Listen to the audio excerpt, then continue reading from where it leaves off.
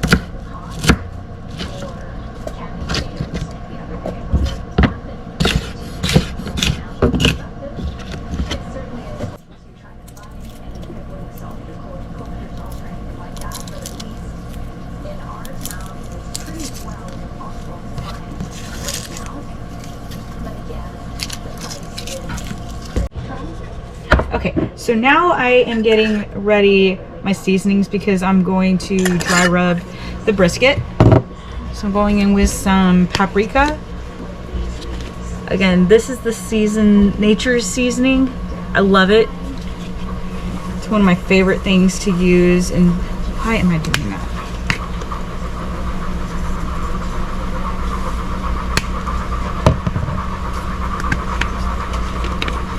We're gonna go in with a little bit of chili powder. That was not a little bit, sorry.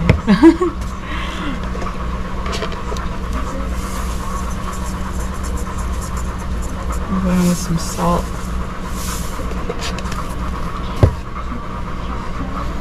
Okay.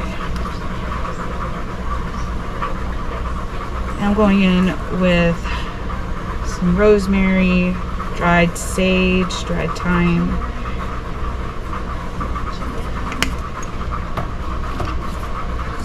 There we go with that. Just mix that up nicely. And then we're gonna dry rub that meat. And then what we're gonna do is we're gonna get our Dutch oven nice and hot, and we are going to sear the meat on both sides. We're not cooking all the way through. We don't want to burn it. We want to sear it.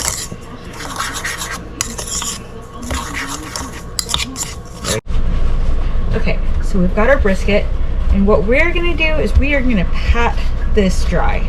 We don't want this super wet because it will mess with our seasoning. Some people trim the fat. I leave it. It's really not that much. This was pretty well trimmed already, so I'm going to leave what fat is on it there, because the fat that we render on this side in our cast iron is what is going to cook the veggies down after we sear the meat. I have never really done cooking videos. I'm not sure how good I will be at it. You let me know. So what we're gonna do is we're gonna go in with our seasoning, our dry rub, and I am going to put this all over the meat, and we are going to get our hands and rub the meat. Okay, the meat is getting a massage. Okay, see, just like that.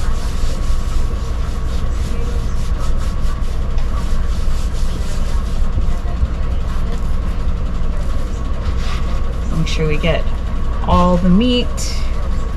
We're gonna massage them with the seasoning. And I already know somebody is going to say, why are you going to throw that in the oven? Because I don't know how to smoke a brisket. That's something I would love to learn how to do, but it's not something I do know how to do. But what I can do is slow cook it in the oven for a couple of hours, and it comes out amazing. I think one of the things that I love about this meal is that, okay, so we'll get the brisket like this, right? And honestly, it will feed everybody for a couple of days. And I like that kind of a way to stretch a meal. This piece of meat was almost $17. And let's just go ahead and say and round it out, $25 in total for this meal, if we're including all the veggies and, you know, all the other little things. Let's just say, we'll go ahead and say $30, depending on where you live. Okay, so for $30, I'm going to feed a family of 5, including lunch for my husband, for 2 days. Okay, so now what we're gonna do is we're gonna put this on a plate, we're gonna put this in the fridge, and we're gonna let this sit for a couple of hours. Okay, so we got this nice and hot. Now we have vegetable oil in the bottom. You do not want to use olive oil. Olive oil has a very low burn temperature. You want to use something that you can really get nice and hot, and make sure you turn your fan on. Yes, it is big. Okay.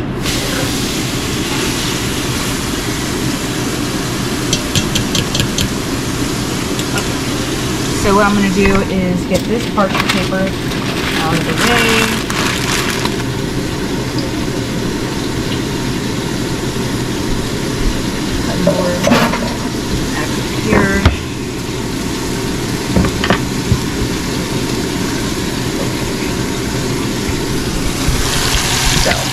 We're searing the meat. And we're really gonna render the fat so that we have fat to cook our veggies in. Okay, so we're gonna get our oven going at 350 degrees, get that preheated, because this is going to go in there when we're done. That is not burnt before anyone says anything, and you wanna make sure. Okay, so we're gonna set this meat off to the side and we're gonna cook the veggies. Okay, so we melted down 4 tablespoons of butter and we added in the onions. And we're gonna cook the onions down until they're caramelized a little bit.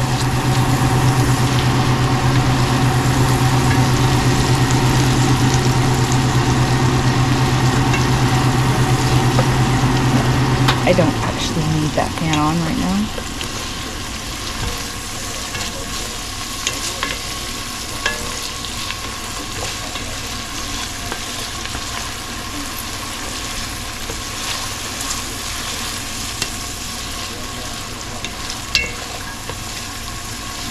Just let that sit for a minute.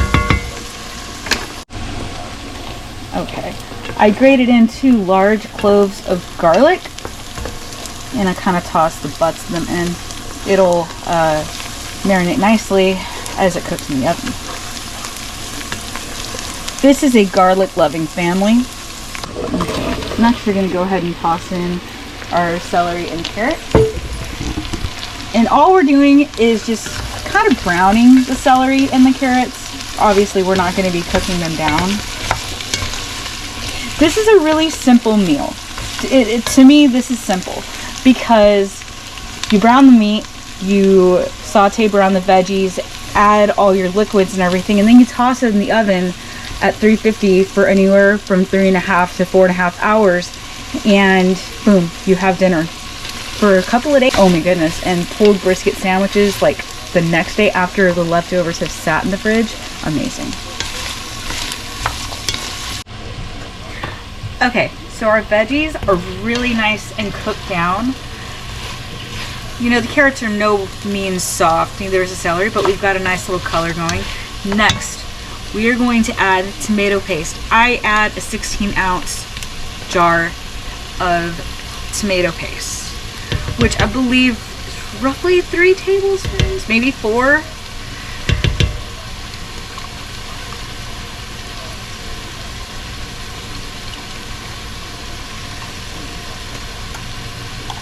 Come on.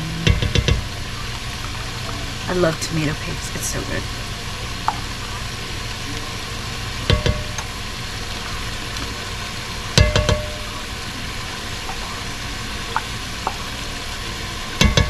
Okay, there we go.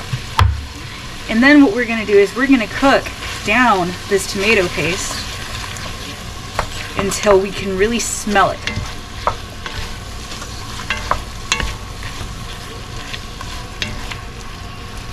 And we're just going to let that cook down nicely. And then once this is where it needs to be, we will be adding in our beef stock, which we're going to add in about 2 cups of beef stock. We're going to add in 1 beer, 1 bay leaf, and then we're going to add the meat back in. Actually, we're going to add the meat in after we add the beef stock. Yeah. You want to try to keep this moving so that nothing burns on the bottom. Okay. It smells really good. So now we are going to add in some beef stock. So we're going to add about 2 cups.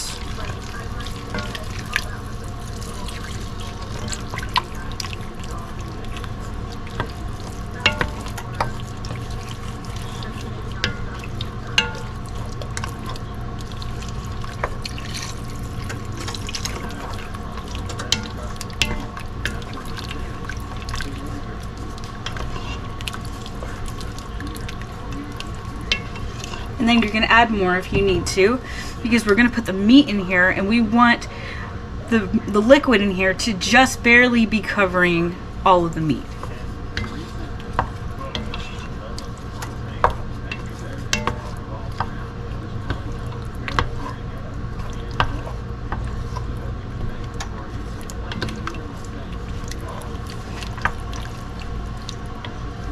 Okay, ready for the meat.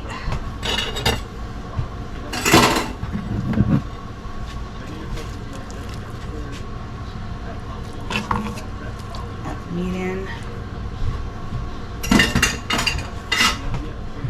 Okay, so I'm gonna need more beef stock. But now we're gonna go in with that beer. Now what the beer is gonna do, the beer is gonna help tenderize this meat as it cooks. You can use any beer. My husband drinks Miller Lite, so that's what I have. And he knew this was on the menu tonight, so I knew he was having a couple of beers last night, and I said, if you don't leave me at least one beer for my brisket, I'm going to be very upset. Okay, and add the bay leaf. Bam.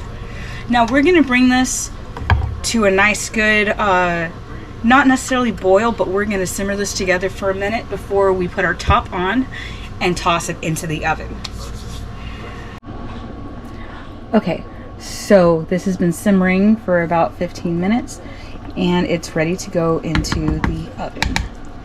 We're going to cover this, and this is going into a 350-degree oven from 3.5 to 4 hours.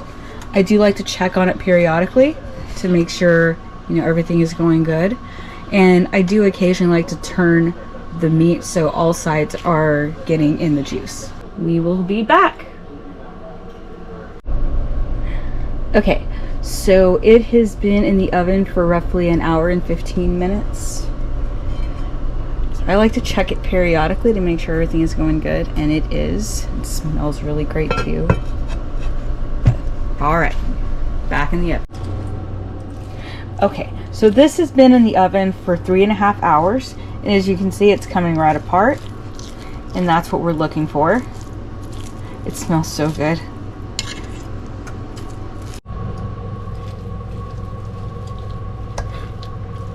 Oh yeah. Yep, there we go.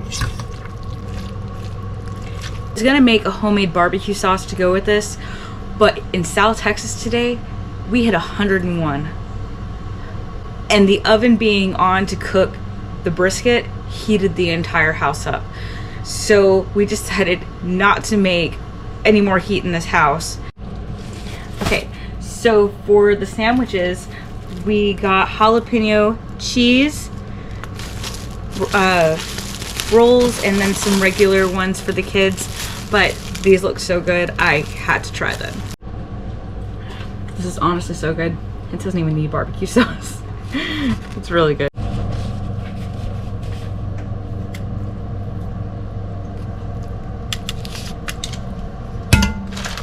So, okay. You know it's good when a 5-year-old can't wait. Here you go, child. That's a 12-year-old. He couldn't wait either. Now, I'm making mine with the jalapeno and cheese roll. It's good? Yeah. Here's Mama's with jalapeno cheese. Definitely delicious. What? This thing is delicious. It's delicious? Mm-hmm. Excellent. Happy tummies. Mm-hmm. What do you think, guys? Good.